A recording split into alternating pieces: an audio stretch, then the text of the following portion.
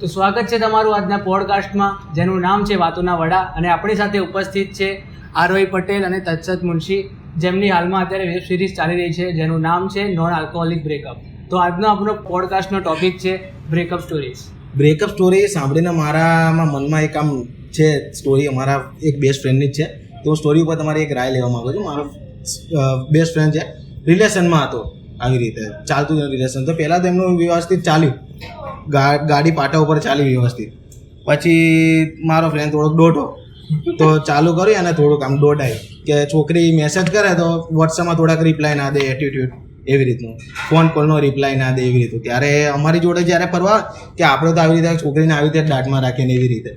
પછી છોકરીનો વાર છે, છોકરીએ ચાલુ કર્યું એને બી એવી રીતના ઇગ્નોર કરવાનું એમ. તો છોકરાને પહેલાં તો આમ અમારી જોડે તો ત્યારે કશું બોલે નહીં કે ના ભાઈ અમને તો બરોબર જ છે, આપણે તો એવી રીતે દાટમાં જ રાખીએ એમને ત્યાં. પછી થયું 2-3 દિવસ અમે એને મળ્યા નહીં. પછી 2-3 દિવસ પછી માણસ ભૂલ, પછી અમે એને ફોન કરીએ, ફોન ના ઉપાડે. પછી ઘરે ગયા, ઘરે ના ગયો, મળ્યો નહીં અમને. પછી અમે અમારો અડ્ડો છે, સાંજે અમે ત્યાં ચા અને છૂટો મારીએ ત્યાં ગયા. તો બેઠો તો ગલી ખુશીમાં ઘૂસીને ગરોળી જેવું ડાચું કરી. પૂછ્યું અમે, ભાઈ શું થયું, કેમ ભાઈ? તો કે હજી એવું જેવું પૂછ્યું અમે કે શું થયું? એમાં તો આંખોના દદેડા ચાલુ, બ્રેકઅપના આમ રો, આમ આંખોમાં આંસુ ચાલુ. તો ભાઈ મારો એવું છે, મેં શું કરવું જોઈએ? આપણે ખભો દેવો જોઈએ, ખંભો દેવો જોઈએ આપણે મારા ભાઈ. તમારું શું કહેવાય એની ઉપર? પેલા એનો સાથ દેવો જોઈએ, પછી આપણે બી સાથ આપવો. તો બહુ ખખડાવો જોઈએ કે એકચ્યુઅલી તમારા લોકો પહેલા જ ખખડાવા જેવા હતા કે આવું બધું જ્યારે કરતો હતો છોકરી સાથે, કોઈ રીઝન હતું કે છોકરી હેરાન કરતી હતી કે એમને જ કરતો હતો? પહેલા મારો સવાલ એ છે કે બેસ્ટ ફ્રેન્ડના નામે તમે તમારી સ્ટોરી નથી કહેતા ને? બરાબર, ઓકે. ના પણ એ સ્ટાઇલ મારવા કહેતો હતો કે જો હું નથી ઉપાડતો, પણ તો એટલે ખોટી વાત છે. હા સાચી. આમ થોડુંક આમ ફ્રેન્ડ જોડે ઉભા હોય, સપોઝ બહાર ક્યાંક હોય ત્યારે ઉપાડ દે, પણ આપણે ભાઈબંધો એટલે આમ કોટ કટ કરે કે હા હું મારા ગર્લફ્રેન્ડનો ફોન આમ પછી તરત સુમડીમાં હા હા કરું હા પાછું બસ એવી રીતનું હોય છે. ના, તો હું તો કહું છું કે એ જ હપ્તે ખખડાઈ લેવા જેવો હતો કે ભાઈ સંબંધો જો તમે ઊભા કર્યા છે તો સાચવતા શીખો પહેલા, તો પછી આવું બધું પ્રેમ વેમમાં પડો, એવું મને લાગે છે ખખડાવો જેતો હતો ત્યારે જ. પછી જો નાનું મોડું કહીને બેસે ને તો તમારે એને કહેવાનું કે ચલો ચા પીને હવે શાંતિથી, કારણ કે આ તો ગઈ હવે હાથમાં નહીં આવે. ચાથી આઈ ડોન્ટ થિંક સો માને એટલે બહાર જવાનું. પણ we are promoting non alcoholic breakup, no sir? Yes. તો આ વેબ સિરીઝમાં તમે તત્સત મુનશી જોડે કામ કર્યું, તો તમને કેવો એક્સપિરિયન્સ રહ્યો તમારો?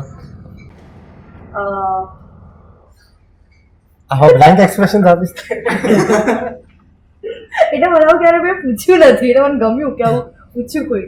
ના, તો તત્સત સાથેનો એક્સપિરિયન્સ એવો હતો કે અમે લોકો આમ એની પહેલાં ક્યારે કંઈ કામ નહોતું કર્યું, ઓળખતા નહોતા સહેજ પણ એકબીજાને. તો અમારા બંનેના મનમાં એવું જે કંઈ બી, એટલે એકબીજા માટે પેલું ખબર છે આપણે કોઈ જોડે કામ કરવાનું, પણ એની પહેલાં એક કામ પેલું હોય કે આમ તમને પ્રી બાયસનેસ હોય, કાં તો કોઈક તમે જોડે કામ કરવાનું તો એવું લાગે કે આની જોડે આમ બહુ મજા આવશે ને આ બહુ સારો માણસ હશે, ને કોઈકના માટે એવું થાય કે આ નહીં સારો હોય. તો તત્સત માટે મને એવું હતું કે નહીં સારો હોય. આવું કીધું તો એને મને. હા, મેં ઓબ્વિયસલી કહેવાનું તો હોય ને. પણ પછી જેમ જેમ 4 દિવસનું શૂટિંગ હતું, પણ 4 દિવસના શૂટિંગમાં અમે લોકોએ પહેલા દિવસના શૂટ ઉપર અમે લોકો એવી રીતે કનેક્ટ થઈ ગયા કે બહુ જ મજા આવવા લાગી, બહુ જ મસ્તી કરતા હતા અને બહુ જ બધી વાતો એમને. અને તત્સત તો એવો માણસ છે ને કે જે રેન્ડમ વસ્તુઓ બોલે એમ. એટલે મને તો પહેલાં એવું થતું હતું કે આ સાચા મીન કરે છે કે નથી કરતો, કે આ શું બોલે છે, પણ રેન્ડમ બોલ્યા કરે, રેન્ડમ હ્યુમર કર્યા કરે. તો મને તો બહુ મજા આવી ગઈ હતી, કારણ કે હું આમ એક નવી પ્રકારનો માણસ એક મળ્યો હોય તો આપણને કેવું થાય કે આ શું કરે છે એમ, એવું થઈ જાય ને. તો એવું હતું અને બસ હજી પણ એટલું જ હેરાન કરે છે. સર મેડમ, હું તમને એક સવાલ પૂછું કે તમારા મત મુજબ પરફેક્ટ રિલેશનશિપની ડેફિનેશન આપી હોય તો તમે કઈ રીતે? પરફેક્ટ રિલેશનશિપ મારા અકોર્ડિંગ તો એવું હોય કે તમે એટલે ત્યારે તમારે એવું ઈચ્છું કે હવે હું પ્રેમમાં છું એમ, એવું મને મારું માટે એવું માનવું છે કે આખો દિવસ કામ કરીને તમને જેની જોડે વાત કરવાની, જેમને મળવાની ઈચ્છા થાય ને, જો એવું અંદરથી થાય તો સમજવાનું કે ભાઈ આ સારું છે, મજા આવશે. ક્યાં બાત સંભળાયું ના તો જ, બાકી તો જો એ ભાર લાગતો હોય તો પછી કંઈક લોચા છે એમ, તો ફોન કાપવા પડે તો લોચા.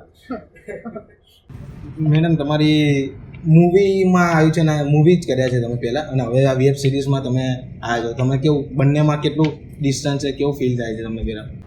ના, બંને બહુ અલગ મીડિયમ્સ છે ઓબ્વિયસલી, પણ મારા માટે તો જે પહેલેથી જે બહુ મેટર કર્યું છે એ જ મેટર કર્યું છે કે મને શેમાં મજા આવે છે. તો મેં આની પહેલાં મેં પેલું વિડીયો સોંગ બી કર્યો જીગરદાન ગઢવી સાથે. મેં ધીમો વરસાદ બી એટલે કરતું કારણ કે મને એવું થાય કે આમાં બહુ મજા આવશે. તો કંઈ પણ એવું હોય કે જેમાં મને એવું થાય કે આ એક્સપેરિમેન્ટ છે અને આ એક્સપેરિમેન્ટમાં મારે જોવું છે કે હું કેટલું એન્જોય કરું છું અને મારા માટે કેટલી મજા છે.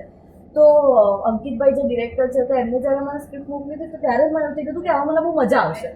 તો આ કેરેક્ટર છે કે આમાં જે બોન્ડ બતાવ્યું છે છોકરા છોકરીને એ બધા જોડે હું બહુ કનેક્ટ કરતી હતી, કારણ કે આવા બ્રેકઅપની વાર્તાઓ કે બ્રેકઅપની જે સ્ટોરી છે ને આજુબાજુ બહુ જ થતી હોય છે.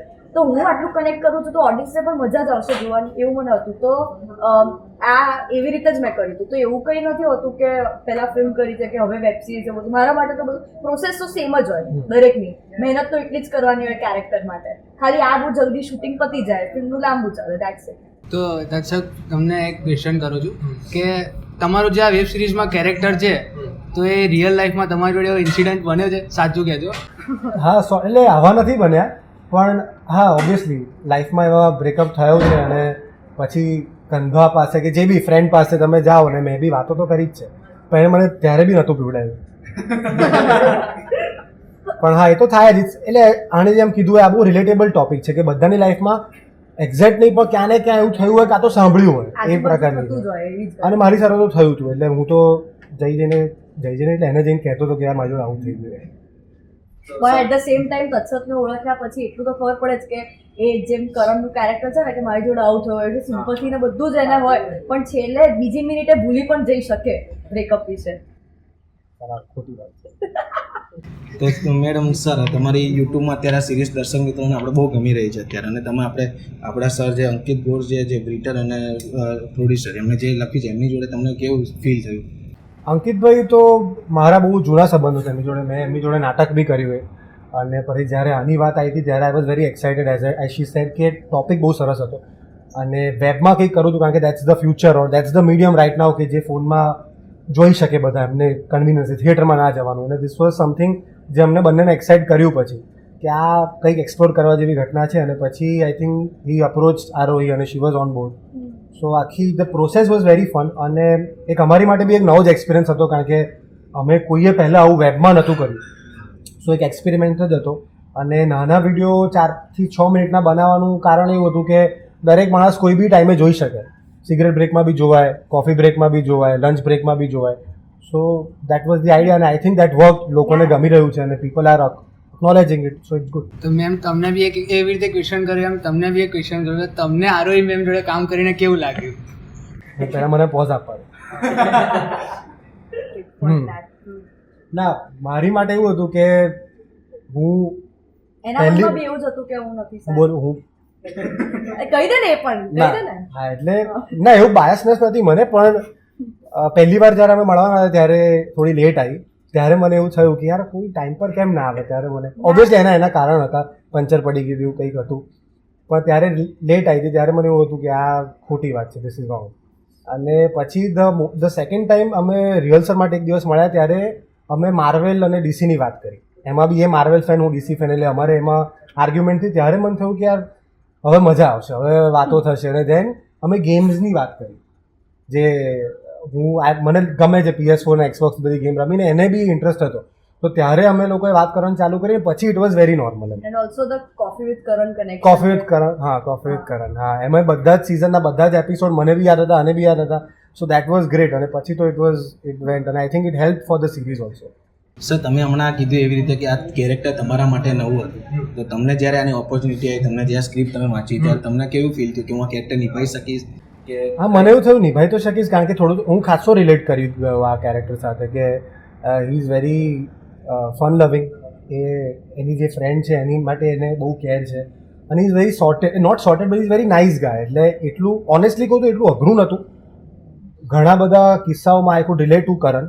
સો that was easy for me. બહુ એક્સાઇટિંગ હતું જ કે આમાં કંઈક નવું એક્સપ્લોર કરવા મળશે. એની હ્યુમર સાઇડ જે સિમ્પથી લે છે, દેટ ઇઝ ધ થિંગ કે જઈને રડી આવે ને સિમ્પથી લે. અને મીન તો ના જ કરતો, એણે કીધું કે ફટાકથી બીજામાં તો પડી જાય પાછો આવે.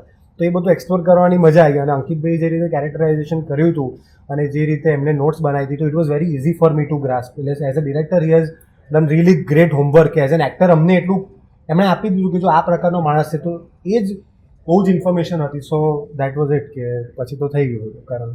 તો મેડમ તમારે હું સવાલ પૂછવા માંગુ કે તમે આ વેબ સિરીઝમાં તમારે કેવું છે કે બે ફ્રેન્ડ છે તમારા બોયફ્રેન્ડ અને એ બંને બી તમારા ફ્રેન્ડ જ છે, તો એ લોકો બંને બહાર છે તો ત્યારે તમારે બંનેનું સાંભળવાનું આવે અને એ લોકોને પાછું પેચઅપ કરાવવાનું આવે. તે સિચ્યુએશન તમારે રિયલ લાઈફમાં આવી હોય? બહુ જ બધી વાર, કારણ કે મારા બે બેસ્ટ ફ્રેન્ડ્સ છે જે લોકો કમિટેડ છે વર્ષોથી, એટલે હવે તો કંઈક 9-10 વર્ષ થયા એ લોકોના, અને એમાં 9-10 વર્ષમાં એ લોકો નહીં તો 20 થી 25 વાર એ લોકો એવી સિચ્યુએશન ઊભી થઈ હશે કે જ્યાં લોકો એવું નક્કી કર્યું કે હવે તો ક્યારે નહીં આની સાથે. અને મને ખબર જ હોય, કારણ કે પછી થોડાક અને એ વખતે તો હું કહી દઉં હા ઓકે હા હું સમજુ છું, આટલું બધું પેઇન થતું હોય તો નહીં રહેવાનું જોડે, વાંધો નહીં, આવું કહેતી હોય ને. પણ પછી 5મા દિવસે બંને રડતા મને ફોન કરે કે નથી રહેવાતું આના આગળ, નથી રહેવાતું. એટલે પછી મારા બંનેના ઈગો સાઈડ પર મુકાવવાની વાત કરવી પડે. મારે બંને સાઈડ એવું કહેવું પડે કે તું ફોન કર, તું સામેથી વાત કર, આમને તેમને. બંને જણા બંને એવું કહેતા હોય કે પહેલાં તો એને જ કરવો જોઈએ, પહેલાં તો આને જ કરવો જોઈએ, પછી મારા બંનેને ભેગા કરવાના. અને અત્યારે તો બંને પાછા આઉટ ઓફ અમદાવાદ છે, લોંગ ડિસ્ટન્સ. ના બંને જણા બંને સાથે જ મુંબઈ છે. હા, અલગ અલગ કંપનીઝમાં બંને કામ કરે છે, બંને મુંબઈ છે, તો પણ અહીંયા અમદાવાદમાં બેઠા મારે એ લોકોને કોલ પર સમજાવવા પડતા હોય છે. એટલે હજી પણ દેટ ઇઝ પેલું થાય ને કે આને સોરી નથી કીધું, આનો વાત. હા, આનો વાત છે એટલે બંનેનો વાત હોય જ છે કોઈક ને કોઈક અંશે. એવું ક્યારેય ના હોય કે એક જ જણનો વાત. 100%. તો એક લાસ્ટ ક્વેશ્ચન પૂછું કે આ વેબ સિરીઝ કરી એના ઉપરથી તમને દર્શક મિત્રોને કોઈ આ નોન આલ્કોહોલિક બ્રેકઅપ પરથી કોઈ મેસેજ પાસ કરવો હોય તો? હું તો એવું ખાલી એક જ મેસેજ આ વેબ સિરીઝથી પાસ કરવા માંગતી હોઉં છું કે તમારા જ્યારે બ્રેકઅપ થાય ત્યારે તમે લોકો મૂવ ઓન કેવી રીતે થવું જોઈએ. તો એમાં દારૂ કે કોઈ પણ વ્યસનનો સહારો ના લેવો જોઈએ. એકચ્યુઅલી તમારે ખાલી ને ખાલી તમારા ફ્રેન્ડ્સનો સહારો લેવો જોઈએ, કારણ કે એનાથી તો મૂવ ઓન થઈ જ જવાય છે. અને આવું પર્સનલ એક્સપિરિયન્સથી કહું છું કે ફ્રેન્ડ્સ જોડે હોય ને ત્યારે breakup gets easier and moving on gets easier. તો થેન્ક યુ ગાઈઝ આ વાતોના વડાનો એપિસોડ જોવા માટે. અને આરએમએ જે રીતે કીધું બ્રેકઅપ માટે તે વસ્તુ ધ્યાનમાં રાખજો, દારૂ ના પીતા તો માતા જ નહીં. And subscribe to the channel જો બકા. એ લોકો બહુ જ ઇન્ટરેસ્ટિંગ વિડીયોઝ બનાવતા રહેતા હોય છે. પોડકાસ્ટ હમણાં શરૂ કર્યું છે, જેમાં 2 એપિસોડમાં ફર્સ્ટ અને સેકન્ડ એપિસોડમાં બંનેમાં હું જ છું. આ તો છે જ. સો આઈ એમ શ્યોર કે પોડકાસ્ટ પણ હજી ઘણા બધા લોકો આવશે અને બહુ જ સરસ ચાલશે વાતોના વડા. અને જો બકાને સબસ્ક્રાઇબ કરો and also don't miss out on our episode non alcoholic બ્રેકઅપના એપિસોડ જોજો અને અમને કહેજો કેવા લાગ્યા.